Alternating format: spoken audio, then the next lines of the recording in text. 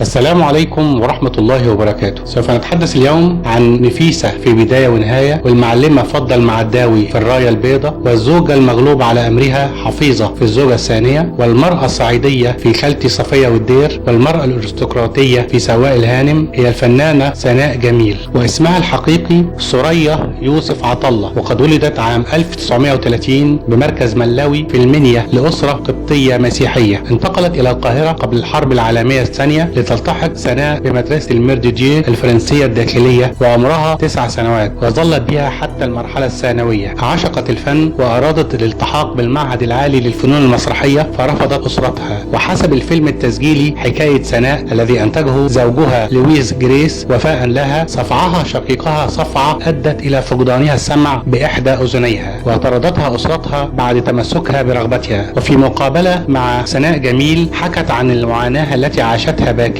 وأشارت إلى أنها لجأت للمخرج زكي طليمات فساعدها على الإقامة في بيت الطالبات، وضمها لفرقة المسرح الحديث، وأطلق عليها اسمها الفني سناء جميل. وعملت ابنة الأسرة الأرستقراطية وخريجة المدارس الفرنسية بالتفصيل حتى تستطيع الإنفاق على نفسها، وكانت تنام على البلاط أحيانا. وقد اشتهرت سناء جميل بأدائها الجيد باللغة العربية الفصحى واللغة الفرنسية. وكانت بدايتها الحقيقية في السينما عندما رفضت الفنانة فاتن حمامة دور نفيسة في فيلم بداية ونهاية، فرشحها المخرج صلاح أبو سيف للدور، وكان بدايتها الفعلية، حيث حققت شهرة كبيرة في هذا الفيلم الذي أنتج عام 1960. ولولا رفض فاتن حمامة لهذا الدور ما ظهرت القديرة سناء جميل. وقد بدأت السعادة تعرف طريقها إلى سناء جميل عندما تعرفت على رفيق عمرها لويس جريس عام 1960 في حفل توديع صحفية سودانية أنهت تدريبها في روزا اليوسف، وظلت تخطئ في اسمه طوال الحفل وتناديه يوسف، وتعلق بها لويس لكنه ظن أن زواجهما مستحيلا، حيث اعتقد أنها مسلمة لكثرة قولها والنبي والله العظيم، حتى أنه فكر في إشهار إسلامه للزواج منها، وكان يحاول تأخير عملية الارتباط بها لحين إعلان إسلامه. وأضاف لويس جريس في لقائه مع الإعلامي معتز الدمرداش أنه بعد شرائه دبلتين لخطبة الفنانة سناء جميل أخبرها أن هناك إجراء آخر لابد من انتظاره لاستكمال مراسم الزواج، وهو أن يعلن إسلامه وينتظر الحصول على مستند رسمي للزواج منها، مضيفا